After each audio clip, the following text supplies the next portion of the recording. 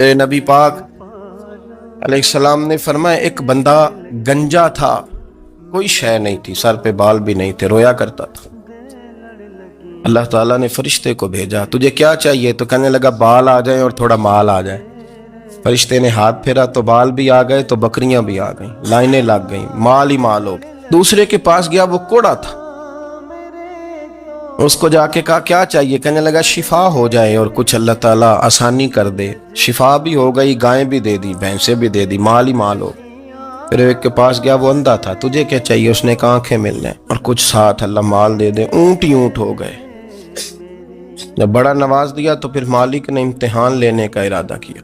اللہ نے فرمایا آزمائش کرو۔ سب سے پہلے گنجے کے پاس آئے، اسے کہا اللہ کے رستے میں کچھ دیکھا نہیں لگا، میرے خرچے ہی بڑے، دیکھو تو صحیح کتنی مشکل میں وقت گزارتا ہوں، حال ہی کوئی نہیں۔ تو اس نے کہا میں نے تو سنا ہے تو گنجا اور بھوکا ننگا تھا۔ کہنے لگا میں تو جدی پشتی رئیس اعظم ہوں، تجھے کس پاگل نے کہا ہے؟ بھاگ جا۔ اس نے کہا اچھا جیسے تو تھا ویسے ہی ہو جائے۔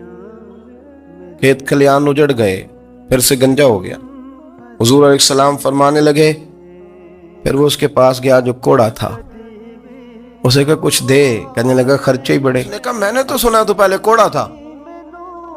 اس نے کہا جا دوڑ جا، میں تو رئیس اعظم ہوں، دادا بھی پردادا بھی اور ساری نسل ہی۔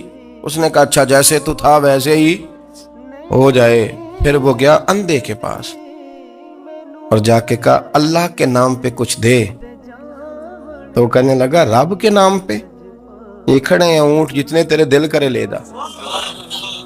اس نے کہا کیا معنی اس بات کا؟ کہنے لگا یار تجھے کیا بتاؤں، میں تو اندھا تھا، میں نے تو کبھی دنیا دیکھی نہیں تھی، پھر اس کریم نے فضل کیا تو مجھے بڑا کچھ دکھایا۔ وہ کہنے لگا تو اللہ کے نام پہ جان مانگ، میں وہ بھی دینے کو تیار، میرے پاس تو شے ہی کوئی نہیں تھی، مجھے تو اپنا پتہ ہے، میں تو کوئی شے نہیں تھا، کچھ نہیں تھا میرے پاس۔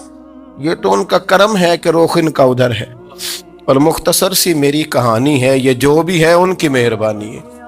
تو وہ کہنے لگا میں بھی کچھ لینے نہیں آیا تھا، تیری آزمائش ہی کرنے آیا تھا، تیری عزتیں بھی سلامت رہیں گی، تیرا مال بھی سلامت رہے گا، تیری شفا بھی۔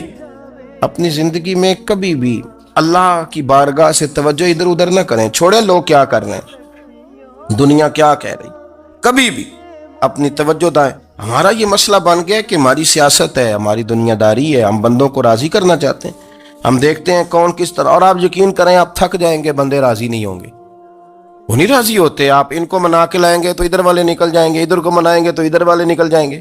اس چکر سے باہر آئیں، اس رب کو راضی کریں جو فرماتا ہے ایمان لانے کے بعد نیک عمل کر، میں لوگوں کے دلوں میں تیری محبت پیدا کر دوں۔